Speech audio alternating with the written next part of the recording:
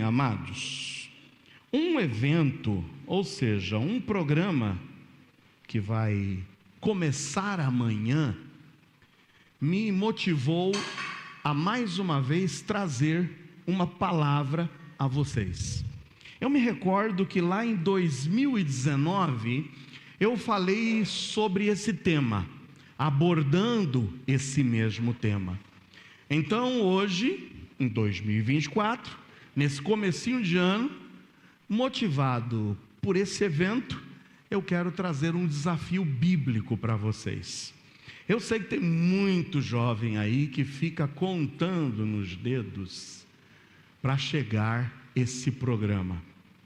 É um programa que chega à sua 24ª edição.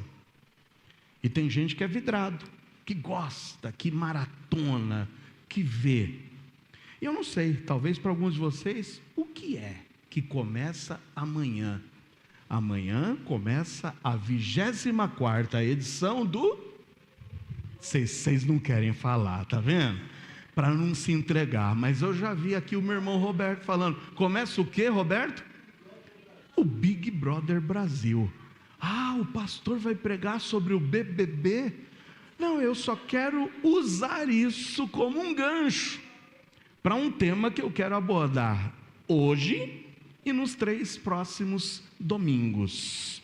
Eu não sei se vocês conhecem um pouco sobre esse reality show, mas eu sei que o construtor, o idealizador desse modelo de reality show, lá na Globo, que é o tal do Boninho, ele disse o seguinte: existem novidades para o BBB 24. Uma das mudanças é o aumento no número de quartos, passando de 2 para 4, além do espaço destinado ao líder. E segundo o diretor, o líder passará a ser seguido o tempo inteiro por uma câmera com inteligência artificial. Para onde ele for, essa câmera vai segui-lo. Então o líder será de fato seguido 24 horas por dia. Hoje em dia, quem é fã desse programa chega a investir para ter acesso exclusivo a 24 horas de programação. E chega a investir a bagatela, de R$ 27,90 por mês para poder assinar a Globoplay, para ficar ali observando a movimentação das pessoas dentro da casa que é dita pela Rede Globo como a mais famosa do Brasil. Eu fui fazer uma pesquisa e na edição do ano passado, no BBB 23, existiam 63 câmeras. 63 câmeras captando em tempo real toda e qualquer movimentação dos participantes. Eu não tenho dúvidas de que, como nesta edição desse ano, existem mais cômodos, mais quartos, que esse número de 63 câmeras vai se ampliar. Não sei para quantas. Mas por que, pastor, que você vai falar sobre BBB? Pastor, não tem coisa melhor para falar num domingo, no culto à noite, do que falar de Big Brother? É que eu quero chamar a sua atenção. Você que está aqui. Aqui nós, você e eu, na realidade, estamos sendo observados 24 horas por dia. Você não precisa entrar num reality show para você achar que você vai ser monitorado. Mas nós já estamos sendo monitorados. Existem câmeras, entre aspas, que estão observando os nossos passos. Estão observando as nossas movimentações, estão observando e captando as nossas palavras. Não há como fugirmos dessas câmeras. Nós, na realidade, vivemos um reality show na essência da palavra, porque não é algo forjado, é algo real. E nos observam no mais íntimo do recôndito dos nossos lugares mais escondidos.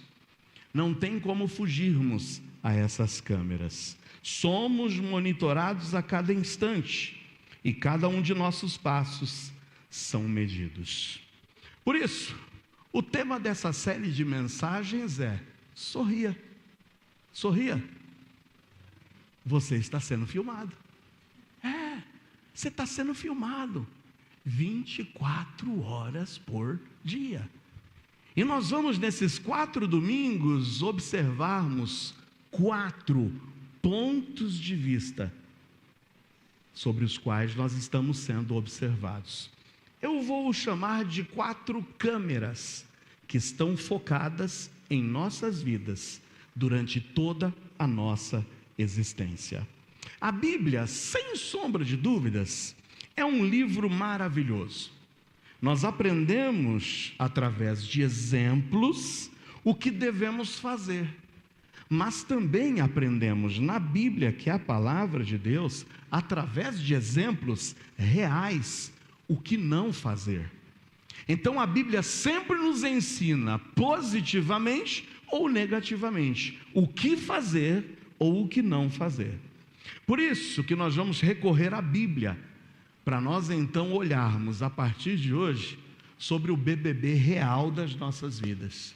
Nós vamos aprender sobre 4 câmeras que estão focadas sobre nossas vidas, nos monitorando. E a primeira das câmeras está reservada para hoje. E se você não quiser perder as outras 3, você terá que vir aqui conosco nos próximos domingos, às 18h30, para celebrarmos mais um culto em louvor a Deus e aprendermos mais de sua palavra. Abra a Bíblia no livro de Jó. Jó capítulo 1, nós vamos ler os 5 primeiros versículos. Jó 1, 1 a 5. Sorria, você está sendo filmado, parte 1. Câmera 1. Então, a partir de agora, vamos ver o que a Bíblia tem para nós. Jó 1, 1 a 5. Havia um homem na terra de Uz, cujo nome era Jó, e este era homem íntegro, reto e temente a Deus, e desviava-se do mal. E nasceram-lhe 7 filhos e 3 filhas. E o seu gado era de 7.000 ovelhas, 3.000 camelos, 500 juntas de bois e 500 jumentas. Eram também muitíssimos os servos a seu serviço, de maneira que este homem era maior do que todos os do Oriente. E iam seus filhos à casa uns dos outros e faziam banquetes, cada um por sua vez, e mandavam convidar as suas 3 irmãs a comerem e beberem com eles. Sucedia, pois, que decorrido o turno de dias de seus banquetes, enviava Jó e o santificava, e se levantava de madrugada, e oferecia holocaustos, segundo o número de todos eles, porque dizia Jó: porventura pecaram meus filhos, e amaldiçoaram a Deus do seu coração. Assim fazia Jó, e fazia Jó continuamente. Que Deus abençoe a leitura da sua palavra. Amém? Primeiras considerações olhando para esses 5 primeiros versículos. E eu vou dividir o primeiro versículo em algumas partes elementares. O versículo 1 começa fazendo uma afirmativa: havia um homem. Quando eu olho para essa informação, havia um homem, eu poderia dizer que nós estamos vendo uma informação até certo ponto estatística. Num passado próximo, essa informação estatística se referiria ao sexo deste que morava nessa determinada terra. Quem que era? Era um homem. Num passado próximo, a gente identificava o sexo em masculino e feminino. Num presente agora, mais recente, transformaram o que a gente identificava como sexo em gênero. Mas, de qualquer forma, tem aqui uma informação estatística. Eu sei que nessa localidade do Oriente havia um homem. Não sei quantos homens haviam nessa cidade, nem quantas mulheres. Mas eu sei que há uma informação aqui estatística dizendo que havia um homem. Continua o relato do versículo 1. Havia um homem, uma informação estatística, e onde vivia esse homem? Na terra de Uz. Depois de uma informação estatística, vem uma informação geográfica. Onde é que esse homem vivia? Em uma terra chamada Uz. A arqueologia descobriu e aponta essa cidade chamada de Uz como uma cidade próxima à orla do deserto da Arábia. Então é lá naquela região, próximo à orla do deserto da Arábia, que vivia um homem. E aí vem mais uma informação. Esse homem, informação estatística, vivia na terra de Uz, uma informação geográfica, e agora é dado seu nome, cujo nome era Jó. Tem aqui agora uma informação da sua identidade, o CPF dele. A gente consegue saber o nome desse homem. Existem várias suposições de quem fosse esse Jó, mas uma das mais aceitas é que esse Jó foi contemporâneo, um pouquinho antes ou um pouquinho depois de Abraão. Há algumas características aqui que apontam Jó como sendo alguém que viveu naquela época de Abraão, como por exemplo a sua longevidade. A Bíblia diz que Jó viveu 140 anos. É uma época em que as pessoas não estavam vivendo mais tanto, mas um pouco mais do que o natural hoje vivido por nós. E há também uma outra característica. Nós olhamos para Jó e vemos ele como aquele pai sacerdote. Era uma característica desses pais intercederem por seus filhos, de se colocarem de joelhos diante de Deus, preocupados com a vida de seus filhos, preocupados com os passos de seus filhos. E eu faço aqui só um parênteses. Você, pai, tem sido um sacerdote para os seus filhos? Você tem dobrado seus joelhos, intercedido pelos seus filhos, orado por eles? Pensado diante de Deus, será que meus filhos estão pecando? Será que meus filhos estão se desviando? Se porventura meus filhos não estiverem no caminho do Senhor, ó Pai, tem misericórdia. E Jó fazia isso continuamente. Qual a última vez que você dobrou os seus joelhos para interceder pelos seus filhos? Colocá-los diante de Deus, preocupado com o que eles estão fazendo. E você não delega isso a pastor, a professor de EBD, você não delega isso a líder de culto infantil. Você não pode passar essa sua responsabilidade de ser sacerdote do seu filho para mais ninguém, a não ser para você mesmo, pai. Assuma essa responsabilidade. Rafael, você tem mais um diante de você. Aqui você, meu amado, não cesse de dobrar os seus joelhos, interceder por seu filho. Aqui ele, na idade mais rápida possível, possa, através do teu exemplo, como um sacerdote no seu lar, chegar ao conhecimento da verdade. Mas que você, pai, que aqui me ouve, também possa ter esse, mas olha, abençoado desejo. Mas continuando, tem mais uma informação, e essa eu acredito que é a mais importante do versículo 1, porque mais importante do que uma informação estatística, de uma informação geográfica, de uma informação pessoal, há uma informação que transcende a toda e qualquer informação, é a informação sobre o caráter desse homem. Quem era esse homem chamado Jó? Era um homem íntegro, reto, temente a Deus e que desviava-se do mal. Você sabe o que significa alguém íntegro? É alguém probo, é alguém irrepreensível na sua conduta, é alguém honesto, incorruptível, de reputação ilibada. Isso é uma pessoa íntegra. Como vai a sua reputação? Como vai a sua integridade diante dos de fora, mas também diante dos de dentro?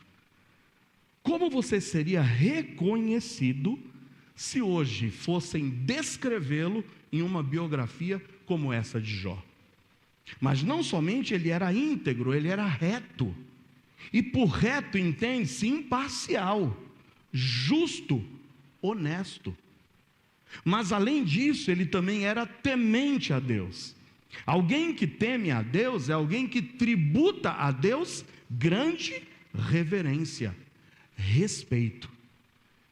E aí conclui-se a descrição do caráter de Jó como alguém que desviava-se do mal, não ia ao encontro do mal. Se ele sabe que o mal estava por ali, ele se desviava. E quantas vezes nós sabemos que o perigo está ali, que a tentação está ali, que é ali onde eu vou cair, mas eu faço questão de passar por ali. Oh, meus amados irmãos, quem dirige veículo ou motocicleta e começa a caminhar pelas ruas aqui de Embu-Guaçu, principalmente aqui de Embu-Guaçu, já deve saber onde está cada um dos buracos aqui, não sabe não? Tem mais buraco do que rua, não é mesmo? É difícil encontrar rua, mas buraco você tem de monte. Mas, meu amado, você passa com a motocicleta e cai no buraco. Amanhã, se você for pela mesma rua, eu tenho certeza que você está sabendo, ali tem o buraco, eu vou desviar. É isso que Jó fazia, afastava-se, separava-se, evitava o mal. Diante dessa primeira consideração e descrição desse primeiro versículo, eu quero fazer uma pergunta simples, mas não se precipite para responder. Por isso eu já vou antecipar algo. Não tenho dúvidas de que essa palavra é inspirada por Deus. Você crê nisso? Amém. Não tenho dúvidas de que o livro de Jó é um livro inspirado por Deus. Alguém escreveu essas palavras inspirado por Deus.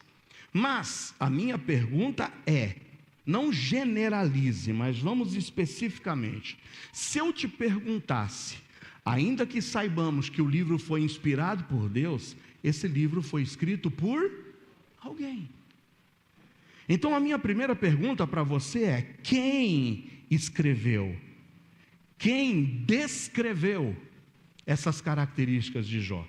Quem é que disse isso a respeito de Jó? Quem? Um autor. Se saiu bem, Daniel, é isso mesmo, alguém. Porque é tão legal quando a gente chega aqui e vê, né? Carta do apóstolo Paulo. Aí a gente já sabe, quem escreveu foi Paulo.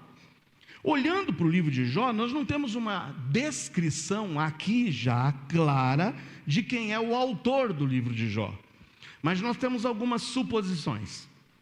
Alguns estudiosos encontram como possíveis autores do livro de Jó Salomão, Moisés, ou até mesmo uma autobiografia. Mas o que mais é reconhecido é que Moisés tenha sido o autor desse livro de Jó.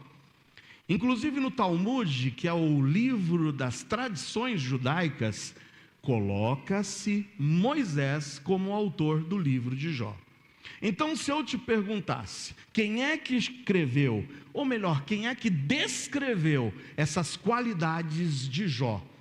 O Daniel foi bem, ele falou, o autor, e é isso mesmo. Eu diria, alguém escreveu isso sobre Jó.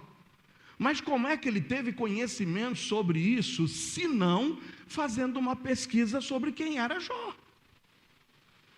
Se eu quero escrever uma biografia sobre Gustavo, eu vou perguntar para pessoas que conhecem Gustavo, para que possam me contar da vida do Gustavo.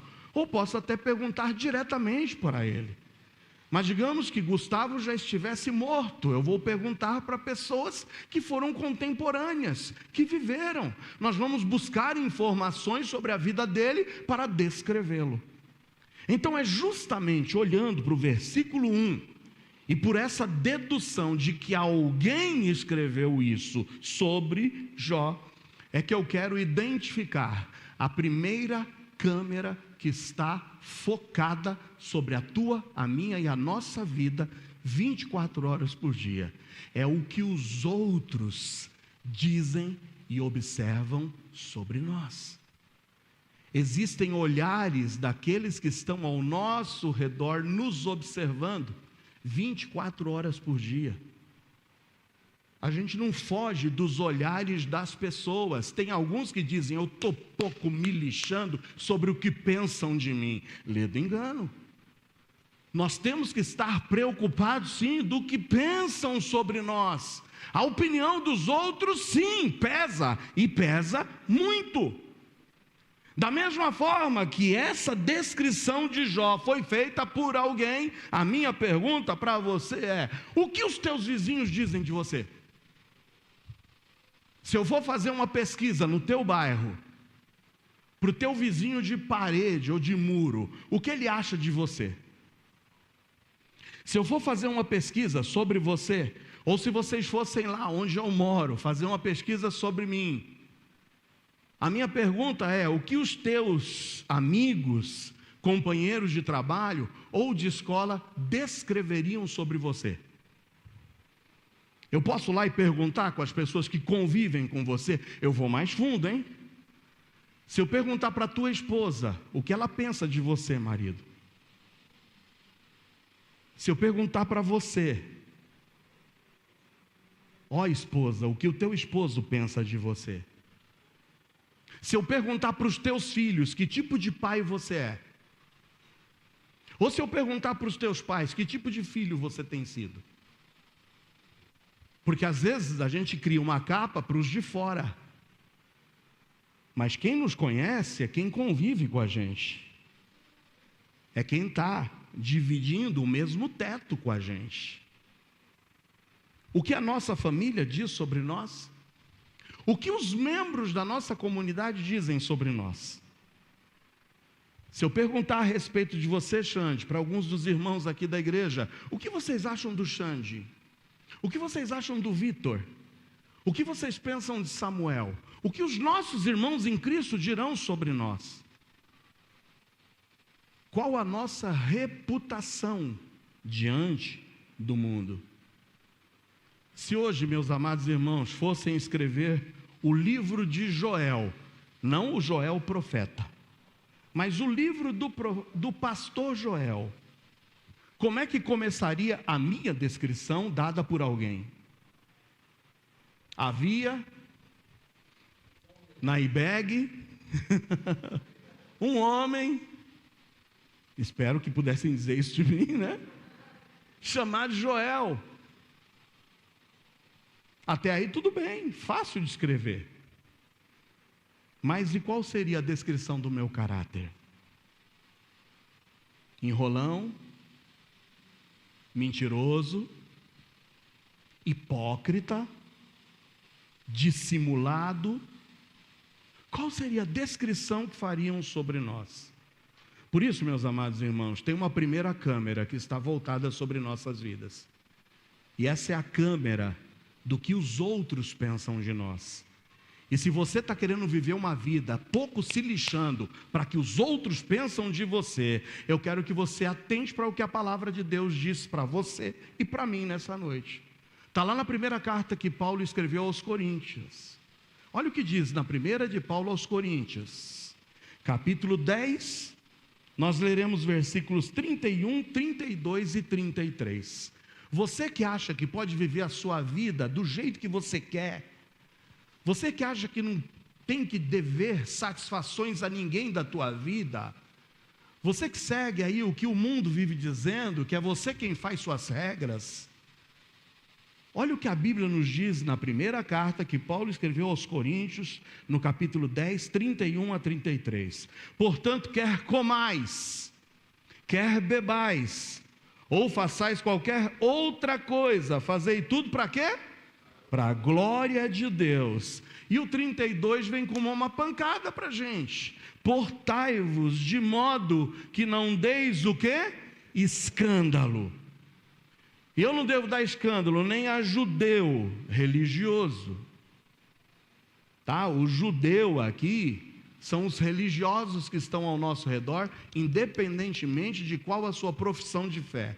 Eu não devo dar escândalo a nenhum desses que professam uma fé em algo. Mas eu também não devo dar aos gregos, e os gregos aqui são identificados como os gentios, aqueles que não são os religiosos, são os do mundo. Mas eu também não devo dar escândalo à igreja de Deus, aos meus irmãos em Cristo. Você percebe como é que a gente tem que viver a nossa vida pisando em ovos? Porque eu não devo ser motivo de escândalo nem para os religiosos desse mundo, nem para os descrentes desse mundo, e nem tampouco para os meus irmãos em Cristo. A Bíblia está dizendo: não deis escândalo.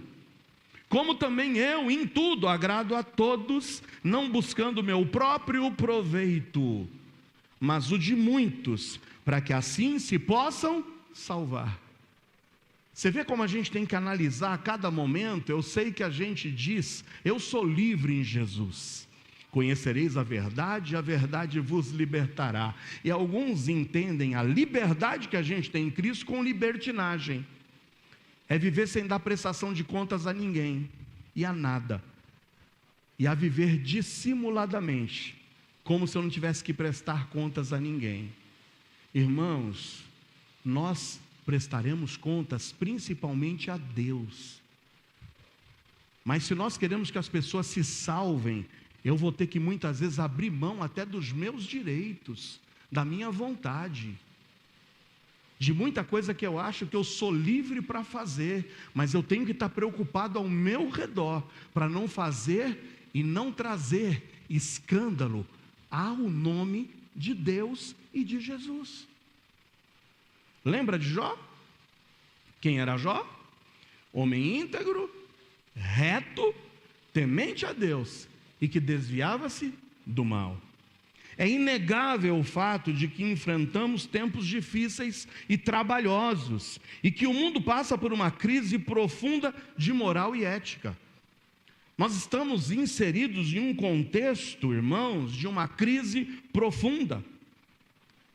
O próprio apóstolo João, na sua primeira carta escrita por ele, a carta é lá no finalzinho da Bíblia, tá? Não é o Evangelho. Mas a primeira carta de João, a primeira epístola, no capítulo 5, no versículo 19, sabe qual é a afirmativa de João acerca do conceito que ele tinha do mundo? Ele diz o seguinte, em 1 de João 5,19: sabemos que somos de Deus e que todo o mundo jaz no maligno. O mundo jaz no maligno, irmãos. Você que está esperando mudança, seja por governo estabelecido nesse mundo, tira, como minha mãe dizia, o seu cavalinho da chuva. Não virá mudança positiva. A tendência cada vez mais é nós vermos esse mundo ser atolado numa lama de corrupção e de imoralidade. Porque os tempos que precederão a volta de Cristo, já dizia o próprio Cristo, se assemelharão ao quê? A vinda do juízo de Deus sobre a terra no dilúvio. Como viviam e como era o mundo durante os tempos de Noé, é assim que será o mundo quando o Filho do Homem voltar a essa terra. O que nós devemos saber é que o mundo jaz no maligno. Entenda por mundo o sistema que busca afastar o homem de fazer a vontade de Deus. E todo esse sistema está pautado principalmente no hedonismo. É a adoração que o homem tem de si mesmo, é a busca do prazer a todo custo. É a busca do prazer como o bem supremo. Diante desse mundo e de seus valores, nós estamos sendo observados. Como é que você reage diante desses conceitos que o mundo está levantando? Por exemplo, o conceito do relativismo. Hoje, vários dos nossos jovens estão sendo submetidos, dentro das salas de aula, ao relativismo. E o que é o relativismo? Não há mais verdade absoluta. E quando a gente se livra das amarras de uma sociedade que eles passam a identificar como uma sociedade pautada em princípios judaicos, em princípios cristãos, a gente precisa se libertar desses conceitos de religiosidade. Então ignore, não tem verdade absoluta. Quando todo mundo vem dizer para você, não, que a Bíblia é a verdade da palavra de Deus, é a verdade para os crentes. Você precisa construir a sua própria verdade. E amados, o livro escrito por Nietzsche, ou na realidade a grande frase de Nietzsche, onde ele afirma, Deus está morto, vem como uma interpretação da libertação dessas amarras para aquele que acredita que Deus está morto. Por quê? Abre aspas. O homem não tem mais que depender dos valores absolutos que os outros criaram. Agora o homem é livre para criar um sistema de valores fora da moralidade judaico-cristã que cria uma legião de escravos.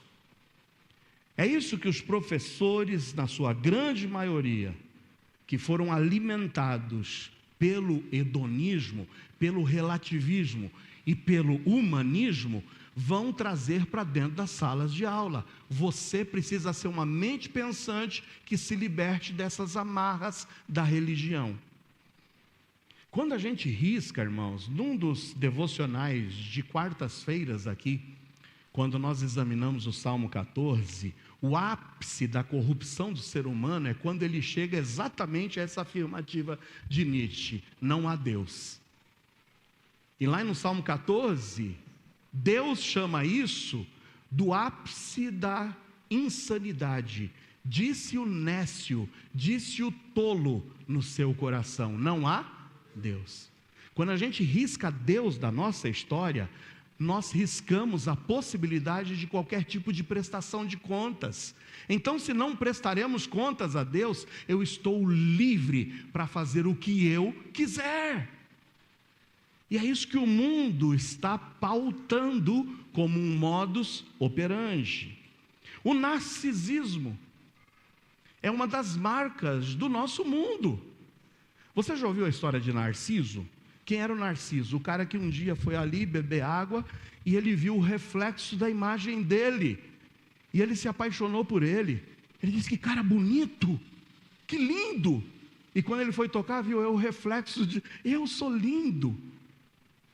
E é isso, a síndrome de Narciso é essa autoadmiração de si mesmo. E hoje o que mais a gente vê, irmãos, é o culto ao corpo humano. O que mais você vê hoje nas redes sociais das pessoas é a exibição do corpo perfeito. Vocês já viram a corrida que está tendo agora para a tal da harmonização facial? E misericórdia, você olha para uns e você fala: era melhor antes do que eu agora. E tem gente se autodestruindo para o quê? É aquilo, vamos malhar, é o corpo perfeito. Eu preciso mostrar as trincas do meu abdômen. Eu preciso mostrar que eu não tenho pneuzinhos e nem furinhos de celulite. E o Photoshop aí é o que mais se recorre, né?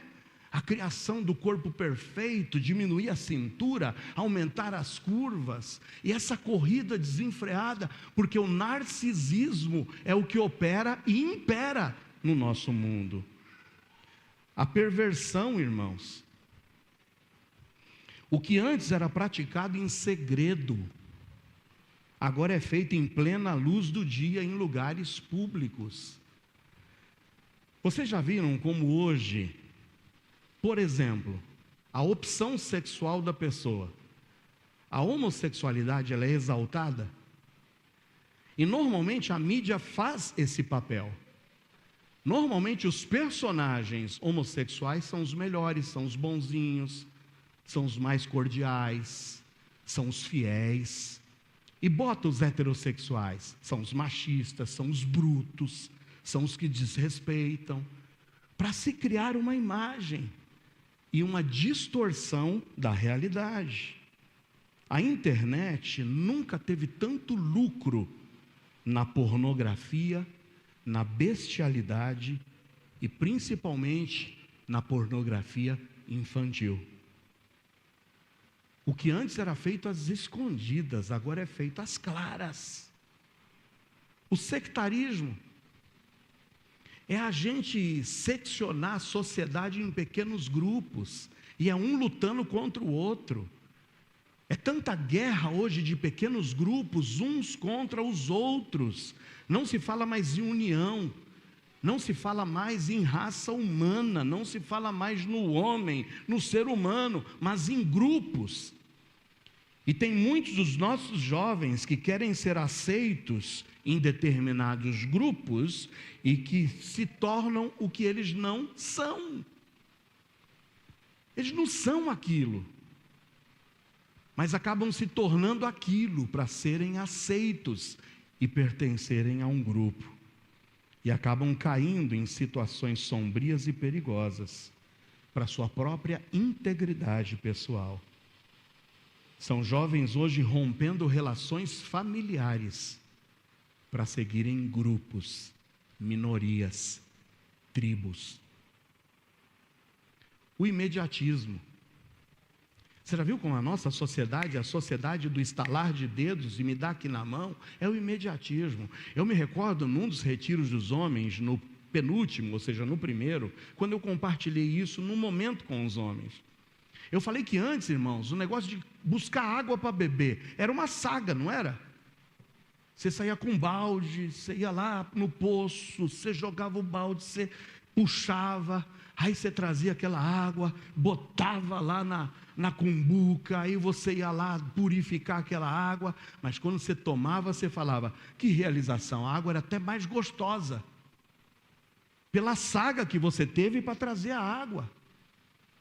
Ah, irmãos, fazer uma refeição, você tinha que ir matar o animal, você tinha que plantar, você tinha que arrancar, trazer, preparar, e a coisa se tornava muito mais saborosa, curtida. Agora, irmãos, hoje o imediatismo faz com que você chegue na tua casa, já não precise nem abrir a geladeira, você já tira a água gelada dali de uma torneirinha, e você toma água e ainda reclama porque não está na temperatura que você desejava. O que antes era saboreado, era vivenciado, era curtido em família, hoje o imediatismo está roubando isso das nossas vidas. Estamos tão acostumados ao conforto da vida moderna, que não valorizamos o fato de beber água, de tomar um banho quente, de usar um fogão a gás para cozinhar. Eu me lembro de um dos projetos que eu fui participar na Nicarágua, contei para uns irmãos aqui. Eu fui para uma cidade que ficava a 380 quilômetros da capital, em Manágua. Os 380 quilômetros percorridos numa estrada de terra esburacada, que levou 12 horas para se chegar e percorrer 380 quilômetros. Quando lá cheguei, fiquei na casa de um dos políticos da cidade, e que você esperava, né? Esse fulano aqui está inserido aqui no contexto da política, que legal, eu vou ficar na melhor casa da cidade. Eu, para tomar banho, eu tinha que tomar banho de cuia, e com água gelada. Onde é o banheiro? O banheiro está lá no fundo do quintal, e o banheiro tinha um caibro, o buraco aqui e o caibro aqui. E eu fui querer saber para que era o caibro. O caibro é para você apoiar o cotovelo, porque você fica ali no buraco e você apoia o cotovelo, aí pronto. Aí você prof. E era assim a vida. E que alegria e que felicidade no rosto daquelas pessoas te recebendo, fazendo um beiju para te dar, e você comendo com um sorriso no rosto. Agora você chega na tua casa, o teu filhozinho, que não paga a conta de luz, que não sabe o que é pagar água, que não sabe o quanto que você sua saindo cedo de casa e voltando tarde, para prover a ele as coisas, sabe, melhores que você pode, porque a gente tem aquele sentimento, o que eu sofri eu não quero que meus filhos sofram. Você está tudo de mão beijada, e o menino e a menina ainda reclamam na tua cara, porque não é a marca que eles queriam. Ai, irmãos, o imediatismo está estragando as pessoas, e principalmente a nossa juventude. Que papel os cristãos têm a desempenhar nessa sociedade? Como os cristãos podem contribuir para uma sociedade que está em colapso? Você se lembra quando eu preguei uma mensagem que tinha como título "No mundo, mas não no mundo"? Quem se lembra? No mundo, mas não do mundo. E essa mensagem estava pautada em João 17, 15 e 16. Lembra do que Jesus Cristo diz na sua oração sacerdotal? Lá em João 17, 15 e 16. Não peço que os tires do mundo.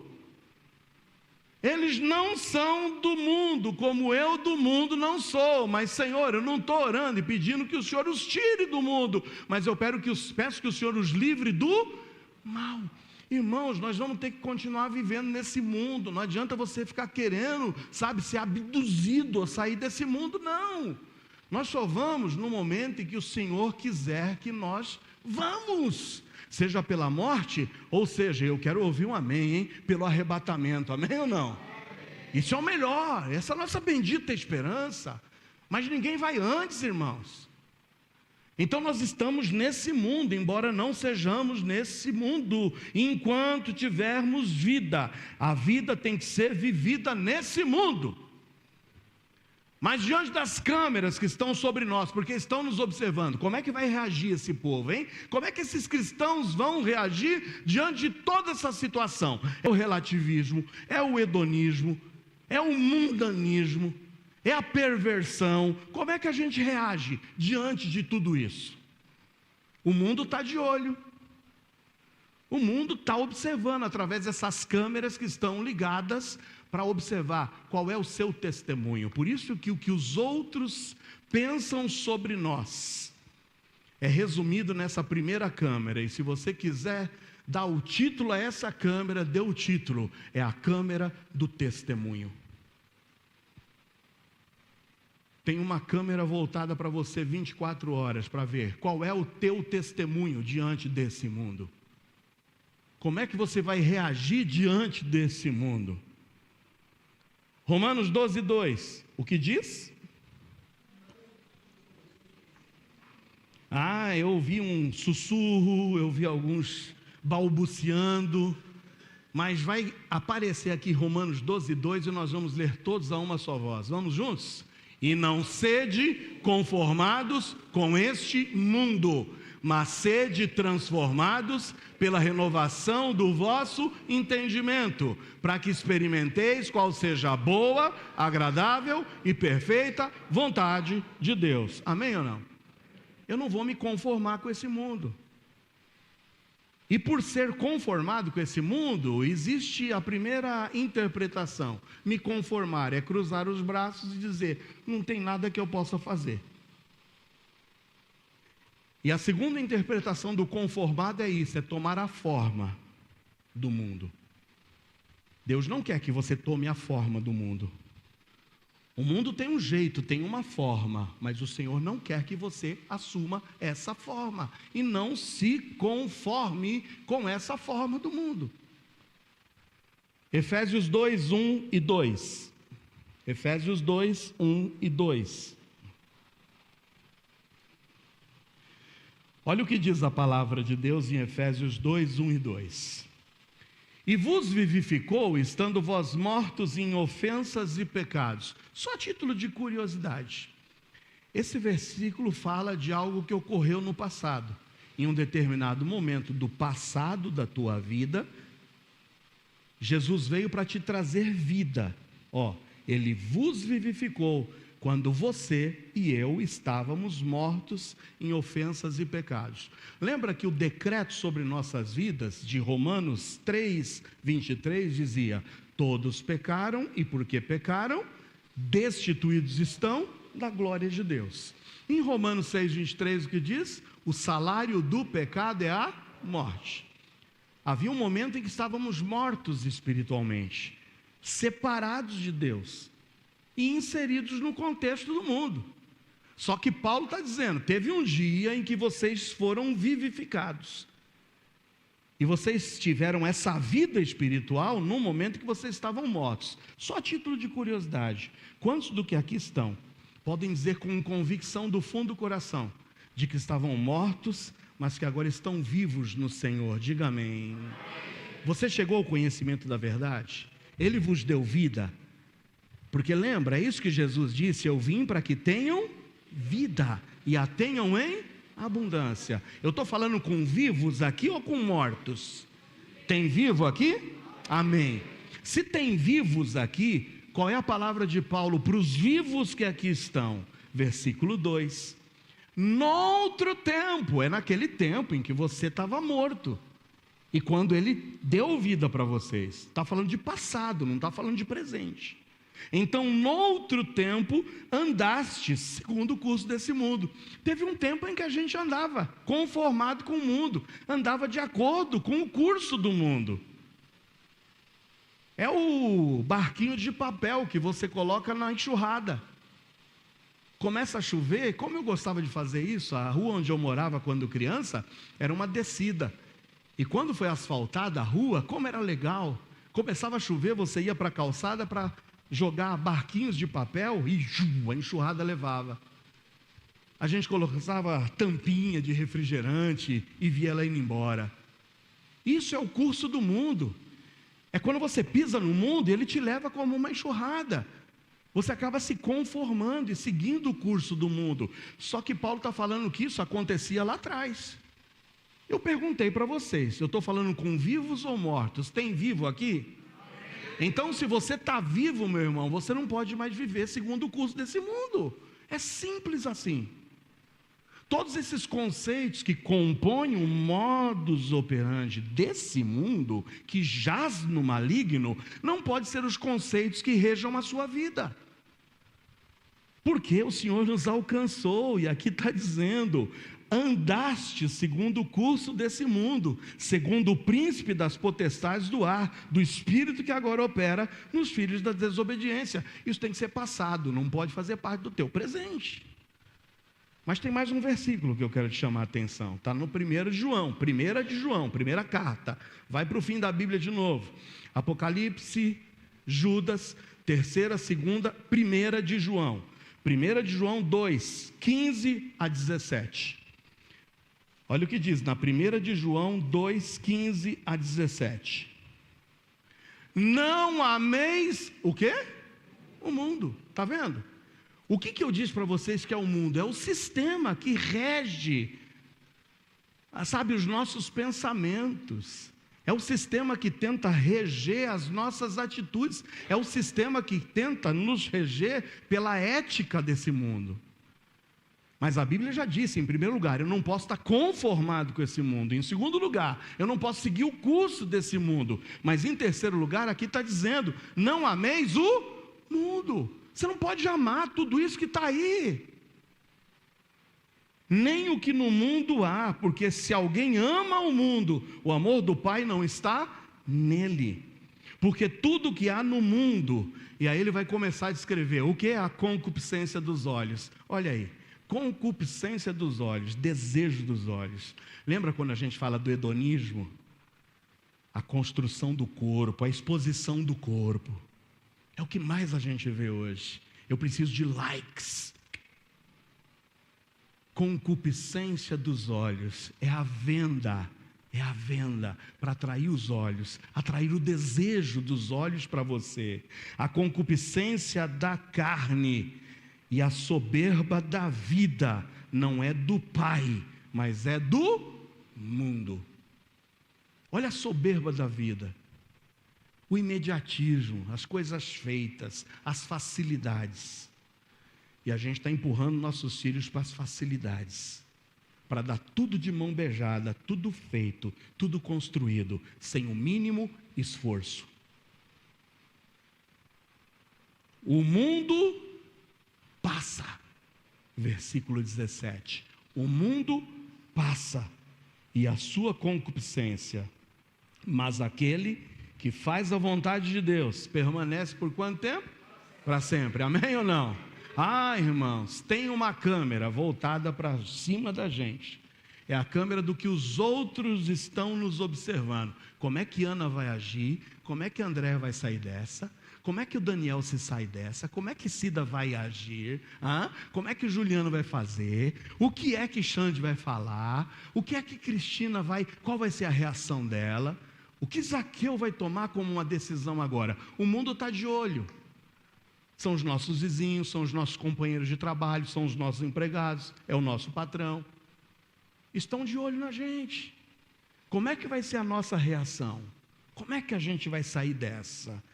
Irmãos, o cristão tem o papel de se fazer presente nesse mundo. E para essa câmera que está voltada para o que eu vou fazer, o que eu vou dizer e como eu vou agir, que é a medição do meu testemunho, eu preciso ter consciência, primeiro, de que eu não posso me calar. Diante do caos desse mundo, eu não devo abaixar minha cabeça e, amedrontado, me calar. A nossa voz precisa se levantar contra os valores desse mundo e a favor dos valores dessa palavra, amém ou não? Essa palavra para a gente não é verdade relativa, ou essa palavra é verdade absoluta para você, ou desista de ser cristão. Desista, entrega os pontos e vai para o mundo.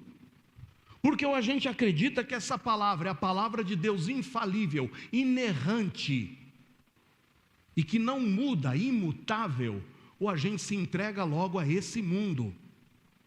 Não podemos negar essa palavra e os valores contidos nessa palavra. Não podemos nos calar. Há uma frase famosa de Martin Luther King: o que me preocupa não é nem o grito dos corruptos, nem dos violentos, nem dos desonestos, dos sem caráter, dos sem ética. O que me preocupa é o silêncio dos bons.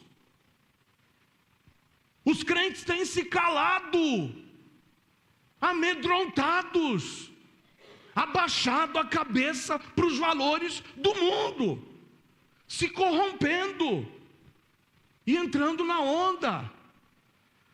Irmãos, lembra do que eu disse? O problema muitas vezes não é no que está sendo dito, mas é que no que não está sendo dito. Nós estamos nos calando e não podemos nos calar. Em segundo lugar, nós temos que nos informar.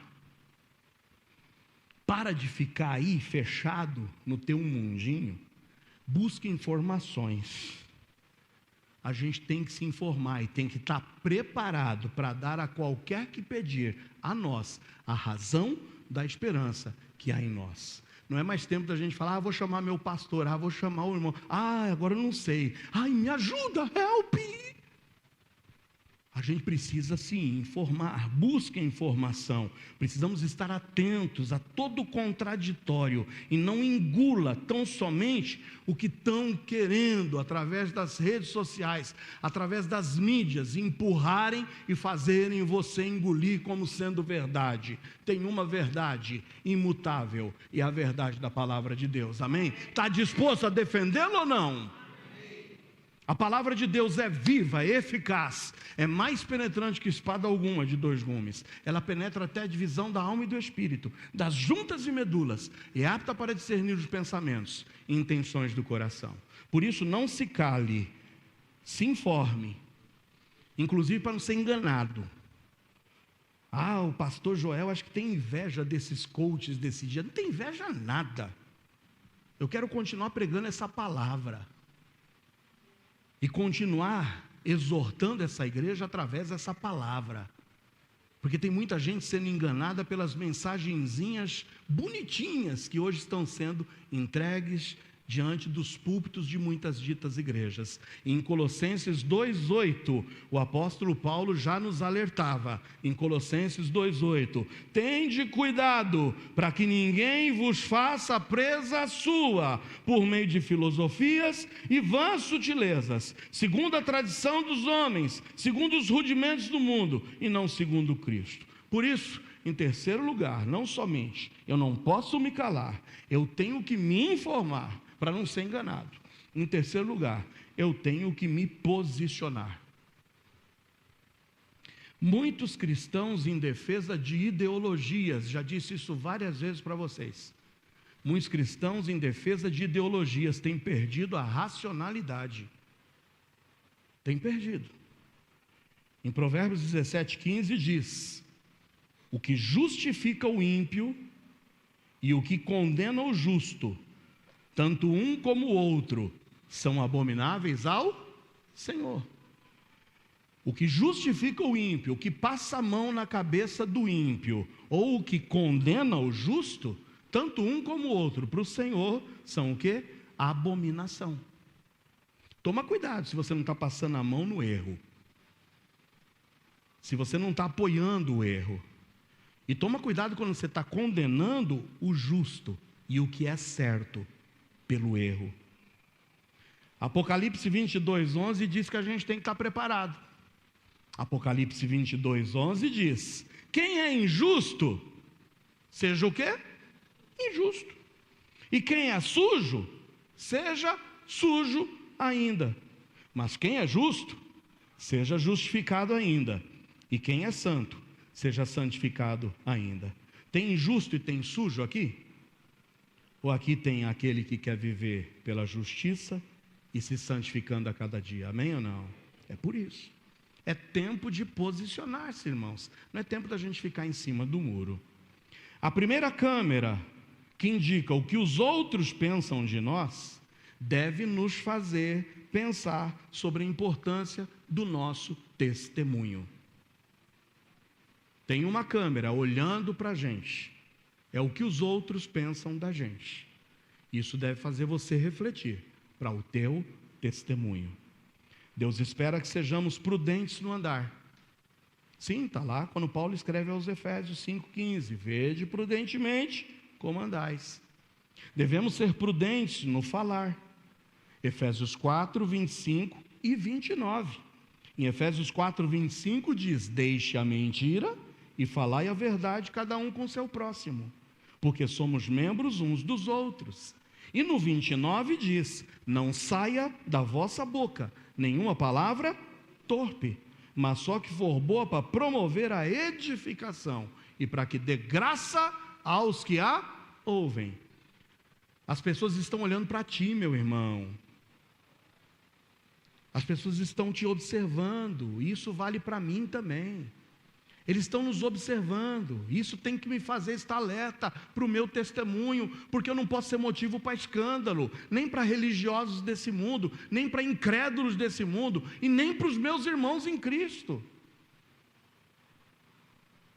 Deus espera que sejamos prudentes também ao ouvir, e hoje você está ouvindo essa palavra. Vocês estão conseguindo me ouvir? Amém? O som está bom?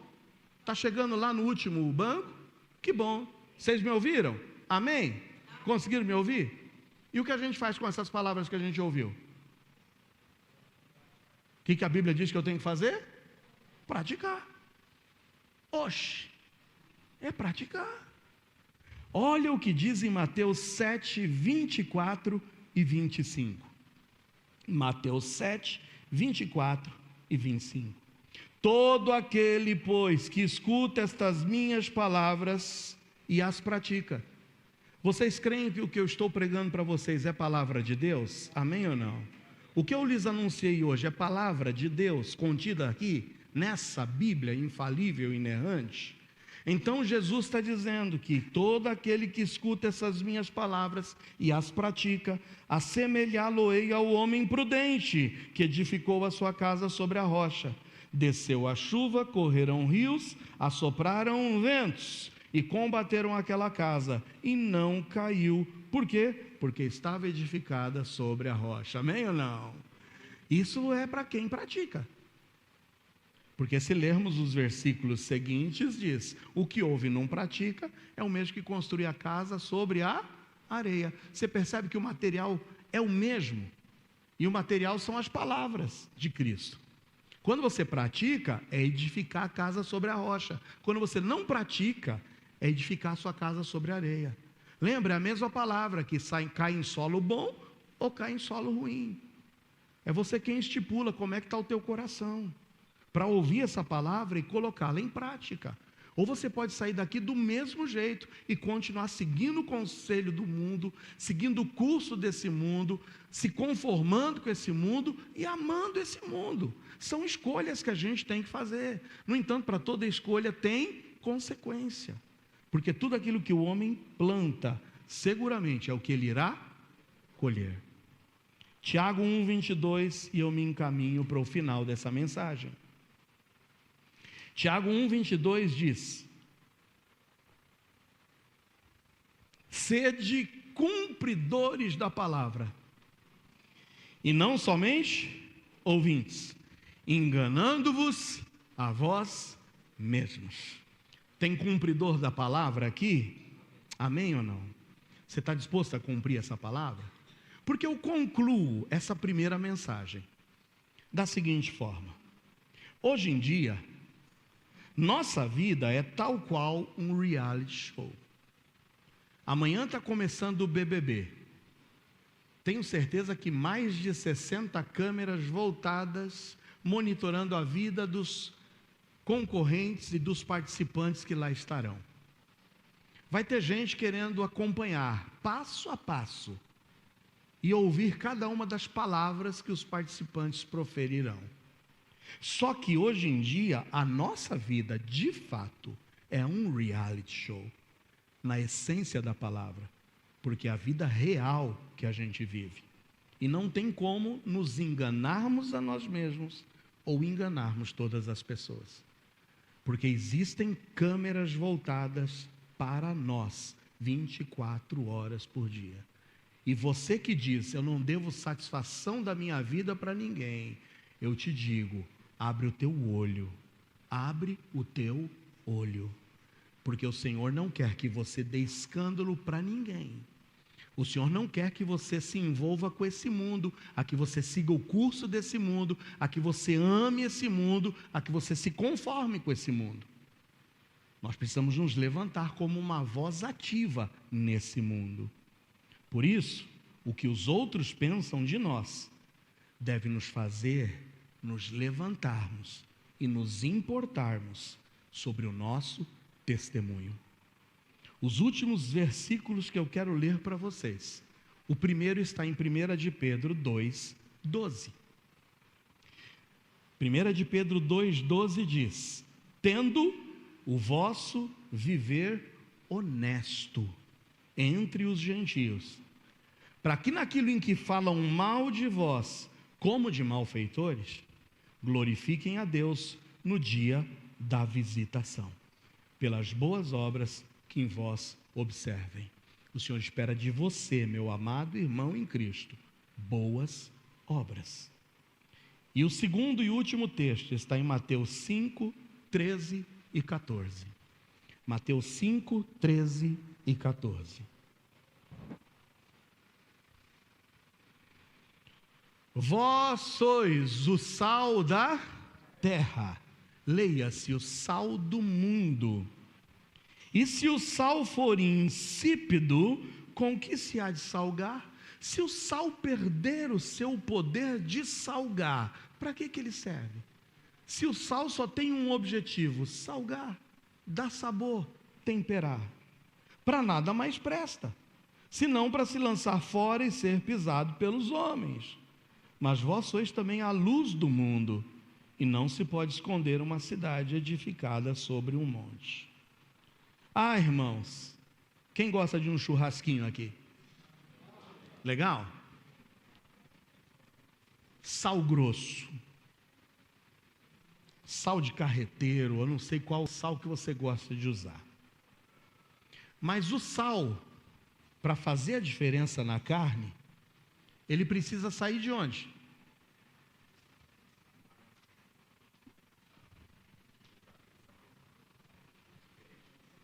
Você coloca o sal dentro do saleiro ali em cima da carne e basta, é isso? O sal tem que sair de onde? Do saleiro, irmãos. Ser sal aqui dentro da igreja é muito fácil. A gente precisa sair do saleiro.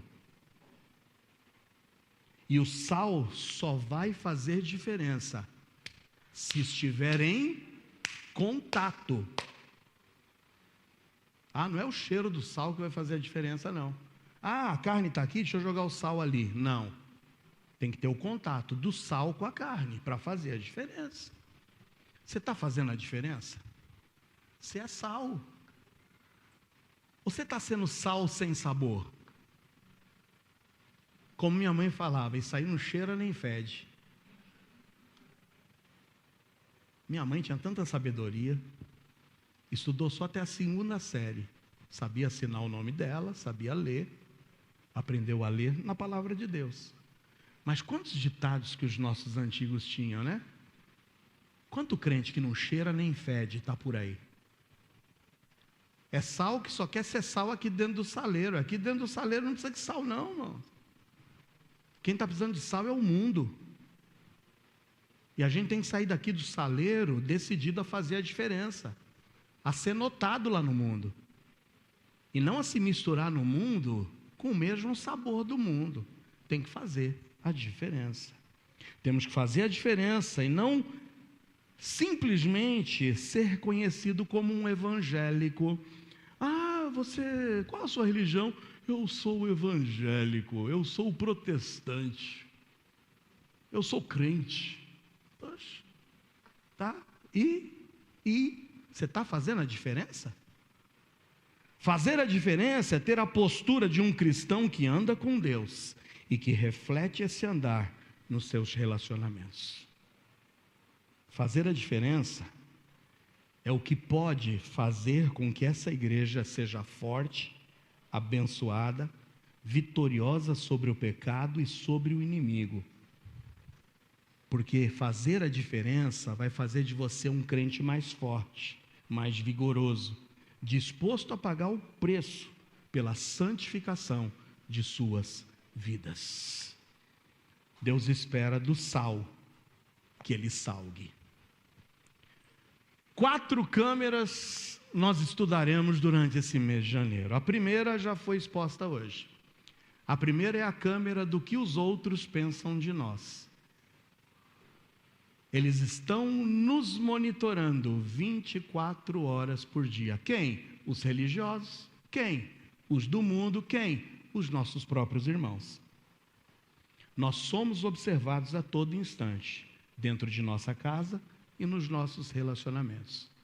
Por isso, cientes de que somos observados pelos outros, eu preciso tomar uma decisão hoje. Pastor, eu quero zelar pelo meu testemunho. Eu quero ser um crente que dê testemunho. Eu quero ser um crente que marque a diferença. Não quero ser um crente que dê escândalo a ninguém. Eu quero ser um crente que me posicione diante de todas as heresias que se levantam nesse mundo.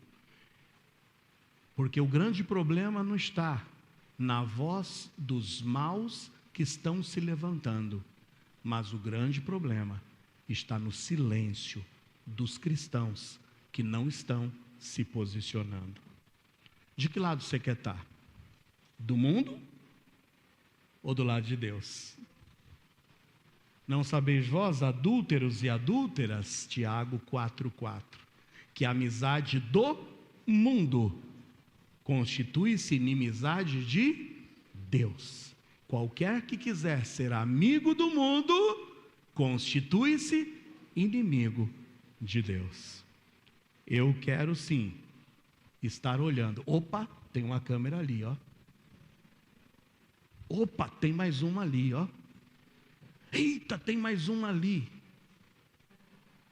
E elas estão nos observando. Aqui é só lúdico para você entender. Mas lá fora, quando você sair do saleiro, e vocês vão ter que sair do saleiro aqui, porque eu vou fechar a porta quando terminar tudo, tá? Não tem como a gente ficar aqui dentro do saleiro. O sal vai sair. E que o sal salgue para a honra e glória do Senhor Jesus. Amém? Que zelemos por nosso testemunho. Aqui, quando nos observarem caminhando, sejam como aquela mulher. Lembra a mulher lá de Sunem, a sunamita? O Eliseu foi lá, ia passando, vem cá. Ela com o marido preparou um quarto. colocou lá naquele quarto um candeeiro, uma mesa, para o profeta Eliseu poder estudar a palavra de Deus. Cada vez que ele passava por aquela cidade, ele era bem recebido na casa daquele casal. E tudo isso porque um dia foram motivados a olhar Eliseu passando, e a grande frase foi: nós temos observado que aquele homem que ali passa é um homem de Deus. Que sejamos identificados como homens e mulheres de Deus. Sabe, irmãos, para a gente conseguir vencer, nós precisamos dele. E é só por ele. E é por isso que eu te convido agora a baixar sua cabeça, abrir o seu coração e dizer sinceramente para Deus agora, nesse momento, a seguinte frase no seu coração: ó Deus, eu preciso de Ti. Eu preciso do Teu favor, eu preciso do Teu perdão, eu preciso da Tua graça. Eu não posso viver distante de Ti, Senhor.